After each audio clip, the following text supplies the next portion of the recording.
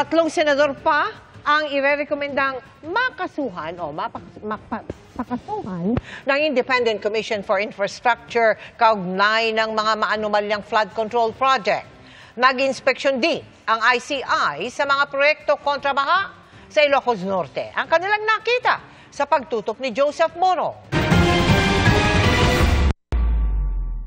Ininspeksyon ni Independent Commission on Infrastructure o ICI Special Advisor Rodolfo Azurin Jr. at Public Works Undersecretary Arthur Visnar ang mga flood control projects sa Vintar, Ilocos Norte, kabilang ang Nasabongo River at Sinigpit Creek. Kontraktor ng mga ito ang ilang kumpanyang pag-aari ng mag-asawang Pacifico at Sara Diskaya na nakakuha ng 150 na mga flood control projects doon sa halagang 9 billion pesos. Sa 6 na proyekto na binisita ni Azurin sa Vintar at Lawag River Basin, nakita nila walang ghost na nakita. And then as to the standard, yun ngayon ang ibabalit natin. And yung may iwan na mga engineers dito, titignan pa nila yung mga ibang mga projects. We are transparent. We will go to every part of the country to verify if there is a ghost project. Sa pagpapatuloy ng kanilang investigasyon, sabi ni ICI Chairman Justice Andres Reyes Jr., 3 senador pa ang irerekomenda nilang kasuhan kaugnay ng flood control projects. Hindi tinukoy ni Reyes kung sino-sino sila, pero iba pa ito sa naunang rekomendasyong plunder at graft complaint laban kina Senador Jinggoy Estrada at Senador Joel Villanueva. Bukod sa 2 senador, may 2 kongresista, si dating Congressman Saldi Co at dating Caloocan 2nd District Representative Mitzi Kahayon Uy o kabuuang 4 na mga mababatas ang inirekomenda na ng ICI na kasuhan ng Ombudsman. Sa executive order na bumuo sa ICI, may kapangyarihan ng komisyon na magrekomenda ng mga state witness, mga kasabwat sa krimen na pwedeng gamitin ng gobyerno laban sa mga sangkot sa anomalya. Sabi ni Reyes, Yes, we'll be using that. We will see if we recommending maybe. Isinimite naman ngayong araw ng ICI ang ika-5 nitong rekomendasyon sa Ombudsman. Ang kasuhan din ng graft malversation at iba pang kasong kriminal sina dating DPWH Bulacan 1st District Engineer Henry Alcantara, dating Engineer Bryce Erickson Hernandez, Engineer Ernesto Galang at 3 iba pang opisyal ng DPWH Bulacan. Kaugnay yan ng 74 million peso ghost flood control project sa Hagonoy, Bulacan. Pinakakasuhan din ang may-ari ng kontraktor na Darcy and Anna Builders and Trading na si Darcy Kimmel Raspecio. Ang rekomendasyon ay base sa report ng Commission on Audit o COA na nagsabing walang istrukturang itinayo sa lokasyong sinabi sa proyekto kahit pa binayaran ito at inineklarang tapos na Oktubre noong isang taon. Pinakakasuhan naman ulit ng kasong administratibo si dating DPWH Secretary Manuel Bonoan na nasa labas na ng bansa ngayon at mga dating DPWH Undersecretaries Roberto Bernardo at Catalina Cabral. Para sa GMA Integrated News, Joseph Morong, nakatutok 24 oras. Inireklamo ng PNP CIDG ng inciting to sedition si Congressman Kiko Barzaga kaugnay sa nangyaring karahasan noong September 21 rally. Bukod pa yan, sa hiwalay na reklamong kaugnay naman sa protesta sa labas ng isang subdivision sa Makati City. Nakatutok si Marisol Abdurrahman. Kaugnay ng karahasang sumiklab noong mga kilos protesta kontra katiwalian noong September 21. Reklamong inciting to sedition ang isinampa ng PNP-CIDG laban kay Cavite 4th District Representative Kiko Barzaga. It is in relation to the September 21 rally, violent incident in Manila. Nang tanungin kung ano ang naging partisipasyon ng kongresista sa marahas na rally sa Mendiola noong September 21. We do not want to preempt the investigation that is also being conducted by the prosecution service. For every kind, there is a story behind the story. Hindi lang po yung real party na nagkukumit. There are also people behind it. And we will, it is the mandate of the CIDG to look into yung mga, not only those that are present doon sa area, but also those that are behind these incidents. Bago pa ang anunsyo ng PNP-CIDG, ipinost online ni Barzaga ang sabpinang ito mula sa Quezon City Prosecutor para paharapin siya sa preliminary investigation sa mga kaso kaugnay ng paglabag sa Article 138 and 142 ng Revised Penal Code na may kaugnayan sa inciting to rebellion at inciting to sedition. Inciting to rebellion ang paghihimok na mag-armas para pabagsakin ang gobyerno o kumalas dito. Inciting to sedition naman ang pag-uudyok ng marahas na pagkilos laban sa pamahalaan. Kinumpirma rin ng CIDG na meron pang ibang reklamong kinakaharap si Barzaga. Kaugnay naman ito sa naging protesta sa labas ng isang subdivision sa Makati. Pero hindi nagbigay ng detalye ang CIDG tungkol dito. Actually, we have another one. It's also the one in Makati. Forbes. Another one for Barzaga?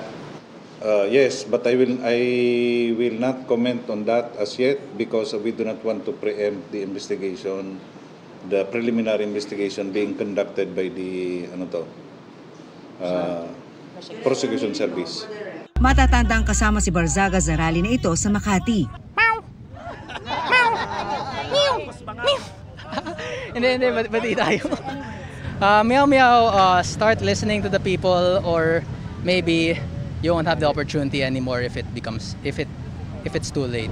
Para kay Deputy Speaker Ronaldo Puno, magandang kinasuhan si Barzaga para madala. Buti na rin dinimanda siya ng CIDG kasi baka akala niya nakakatawa yun. Di ba?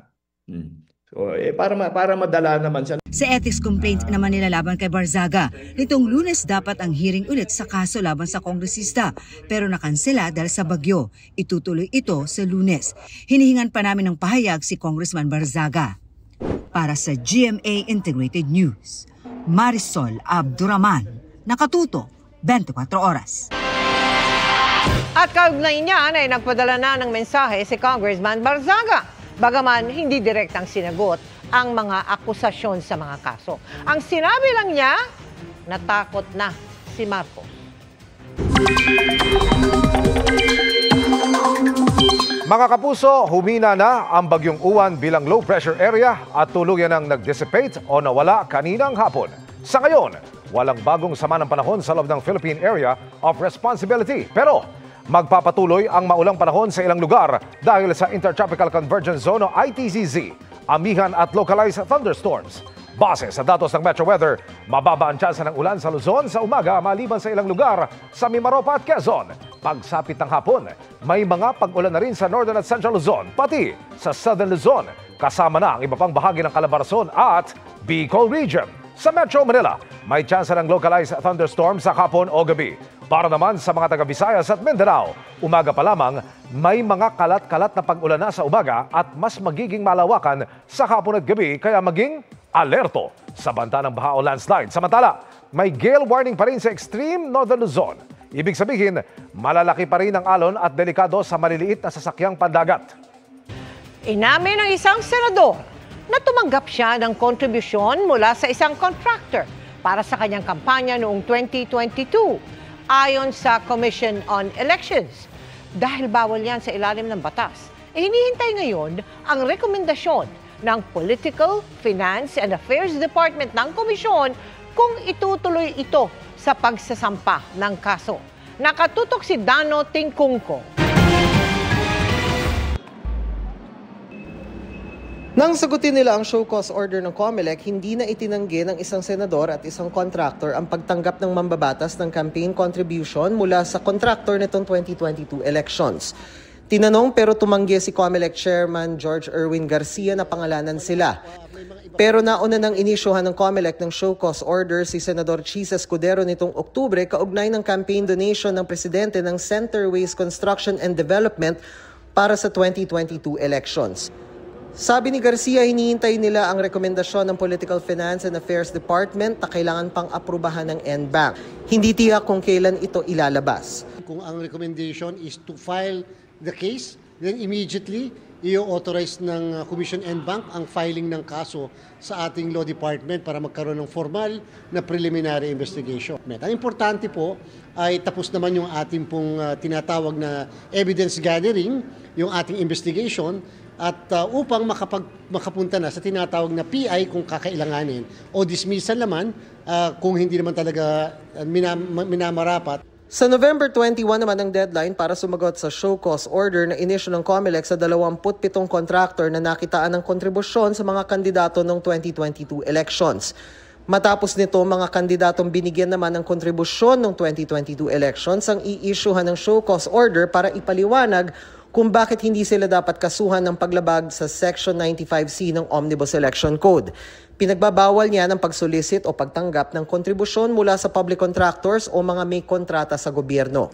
Iniimbisigahan din ng COMELEC kung kumpleto ang deklarasyon ng mga kandidato sa kanilang Statement of Contributions and Expenditures o SOSE. Kung hindi, ayon sa COMELEC, pwede yang ituring na paglabag sa Omnibus Election Code, perjury o falsification of public documents. Buti available na ngayon yung SALN. Pero syempre po, kaya ang COMELEC hindi makapag-moto proprio dati, tatandaan po ng lahat na yung po kasing hawak-hawak lang ni COMELEC ay yung mismong SOSE. Wala naman po kaming kopya ng mga SALN o iba pang mga dokumento kahit income tax return. Bukod sa pag-aaral ng COMELEC sa mga SOSE, makakatulong kung merong maghain ng reklamo laban sa kanila sa COMELEC. Kung may formal na magpapile ng petisyon, i-issuehan kaagad namin ng corresponding notices yung mga involved na parties. There is a period kasi na ino-observe sa rules kapag kami nag-file ng petisyon kung ilan lang ang araw upang mag-issue kaagad ng tinatawag na summons at pagkatapos may araw din kung kailan kinakailangan sumagot. Para sa GMA Integrated News, Dano Tingkung ko nakatutok 24 oras. Itinalaga ni Pangulong Bongbong Marcos bilang Acting Secretary ng Justice Department si Undersecretary Frederick Vida. Mayroon ding pagbabago sa liderato ng Bureau of Internal Revenue. Nakatutok si Sandra Aguinaldo. Mahigit sa buwan matapos maluklok si dating Justice Secretary Jesus Crispin Remulla bilang ombudsman, itinalaga ni Pangulong Bongbong Marcos bilang Acting Secretary ng DOJ si Undersecretary Frederick Vida. Kanina, si Vida mismo ang nag-anunsyo nito habang nasa pagdiriwang ng anibersaryo ng National Bureau of Investigation. Si Vida ang tumayong officer in charge ng DOJ nang maging ombudsman si Remulla. It's really a momentous day for me. No, going here, before going here, I was able to officially receive my appointment as Secretary of Justice. Okay. So, maganda to, Director. Nag-umpisa kayong programa, OIC ako. Pero kalagitnaan ng programa, Secretary na ako. Kaya... Gaya ni Remulla, Caviteño rin si Vida. Ayon sa DOJ website, tanungkulan si Vida bilang Vice Mayor noong 2007 ng Mendez Nunez sa Cavite at naging mayor mula 2013 hanggang 2022. Sisikapin daw ni Vida na magawang mabuti ang trabaho nila sa DOJ, lalo sa investigasyon ng flood control project. We are at crossroads of history. Diba?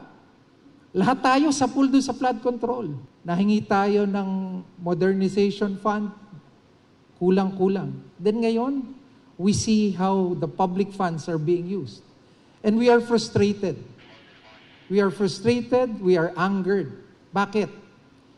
Each and every paycheck we receive, may withholding tax. May pagbabago rin sa Bureau of Internal Revenue o BIR. Itinalaga ng Malacanang bilang commissioner si Charlito Martin Mendoza, kapalit ni Attorney Romeo Lumagi Jr. Hindi malinaw kung inalis o nag-resign si Lumagi. Bago nito, si Mendoza ang namuno sa Revenue Operations Group ng Department of Finance na nangangasiwa sa BIR.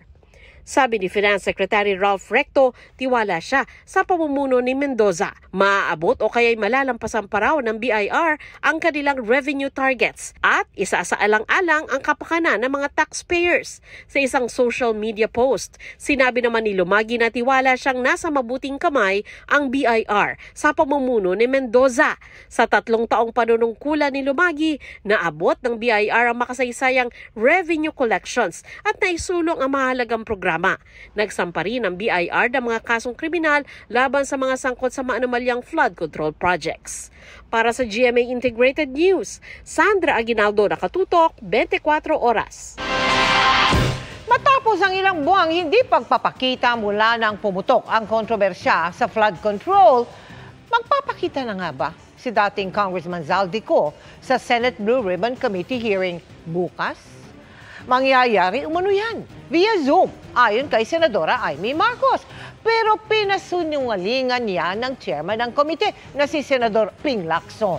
Nakatutok si Marie Zumali. Mula nang maungkat ang kontrobersyal na usapin kaugnay sa mga maanumalyang flood control project, missing in action na si dating House Committee on Appropriations Chairman at ako Bicol Party List Representative Zaldico na hanggang ngayon hindi pa bumabalik sa Pilipinas. Pero may nakuha raw na impormasyon si Senadora Amy Marcos na sa pagpapatuloy ng Senate Blue Ribbon Committee hearing bukas, magpapakita na anya si Ko. Na-convince siya na umapir ng Zoom. Pero may duda pa rin ako kung talagang matutuloy. Nabalitaan natin dati na si Martin Romualdez ay a-appear sa Blue Ribbon. Nagbago rin ang isip. Tignan natin kung magbago rin ang isip ni Saldi. Pero since tinatanong ninyo kung sino yung VIP, sa pagkaalam ko yun. Sabi pa ng Senadora, dapat umuwi siya. Yun ang maliwanag. Ba't siya nagtatago sa Zoom? Higit sa lahat, bakit mas paniniwalaan siya kesa sa mga testigong humarap? Pero sabi ni Senate Blue Ribbon Committee Chairman Senate President Pro Tempore Ping Lacson, hindi anya magkakaroon ng pagkakataon si Ko na lumahok sa hearing via Zoom.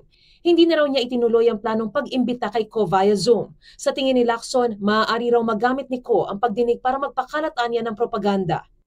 Ipinalam din daw ng abogado ni Ko sa Blue Ribbon Committee na ang dating mambabatas ay kasalukuyang pa nagpapagamot sa Estados Unidos. Kaya humiling itong ma-excuse sa pagdinig ngayong Biyernes. Nang tanungin sa Senador Marcos kung ilang witness pa ang magre-recant o babawi ng mga nauna nilang pahayag. Yun pa lang ang naririnig ko. Pero sabi ni Senator Ping wala daw magre-recant. Tignan natin. Sa isang text message kahapon sinagot yan ni Senador Lacson. Sabi niya kay Senador Amy, "Welcome to the dream world." Dagdag pa niya, dahil daw birthday ni Senador Amy ay hindi na niya ito papatulan kahit guni-guni lang ang sinasabi niya. Sagot dito ni Senador Marcos, dati yan din ang sinabi niya tungkol sa mga hearing. Bakit na naging totoo? Diba, yung last time, yung tungkol, tapos biglang nag-resign sa Blue Ribbon. Wala, hindi ko inaaway si Ping. Nasabi ko lang ang totoo. Sabi ni Lacson sa kanyang pahayag ngayong araw, higit daw sa mga prediksyon ni Senador Marcos tungkol sa pagdinig ng Blue Ribbon, mas pinahahalagahan daw niya ngayon ang paggaling ng kanyang boses para sa pagdinig bukas. Para sa GMA Integrated News, Mariz Umali, nakatutok, 24 oras. Dahil sa bagsik ng Bagyong Uwan, 3 barangay ang na-isolate sa Virac, Catanduanes. Nawasak ang mga bahay at apektado rin ang hanap buhay ng mga residente. Gaano man kahirap ang pagbiyahe doon, narating ito ng GMA Kapuso Foundation para maghatid ng tulong. Halong takot at kaba ang nararamdaman ni Ronald sa tuwing mababalita ang may paparating na bagyo sa bansa. Taga-Virac, Catanduanes kasi sila na madalas sagupitin ng masamang panahon. Kaya ang lagi nilang panalangin, huwag naman sanang direktang tamaan at huwag maging super typhoon ang bagyo. 2 beses lang ang nasira ang kanilang bahay sa barangay Dugi sa San Isidro. Yan ay nang humagupit ang bagyong Rolly at Pepito at ngayon naman nang tumama ang super bagyong Uwan. Para may masilungan ang pamilya, naghanap daw sila sa ilog ng mga mapapakinabangang panakahoy para ayusin ang kanilang bahay. Tuwing bumaba po, may bagyo dito po, palaging nawawala po yung bahay namin. Wala na po kami na ibang lupa na matayuan po. Dahil sa layo at hirap ng daan, madalas daw na naglalakad ng mga residente ng 2 oras papunta sa bayan ng Virac para bumili ng kanilang pangangailangan. Pero hindi ito naging hadlang para abutin sila ng GMA Kapuso Foundation. Sinuong natin ang maputik na daan. Kinailangan ding itali at hilahin ng payloader ang ating truck para makatawid ng ilog. Sa kabuuan, 4,000 individual ang ating natulungan sa bayan ng Virac. Ito, first time natin nakapasok, yung pagkain. Salamat din talaga sa GMA Kapuso Foundation na sabi nga, yung pagtatawid lang natin, buwis buhay na inihatid nila yung tulong dito sa aming malayong mga isolated na barangays. Tuloy-tuloy rin po ang sinasagawa nating Operation Bayanihan sa Vinsons, Camarines Norte at sa Dilasag, Kasiguran at Dilalungan, Aurora. Sa mga nais tumulong, maaari po kayo magdeposito sa aming mga bank account o magpadala sa Cebuana Luwalier, pwede ring online via GCash, Shopee, Lazada, Globe Rewards at Metrobank Credit Card.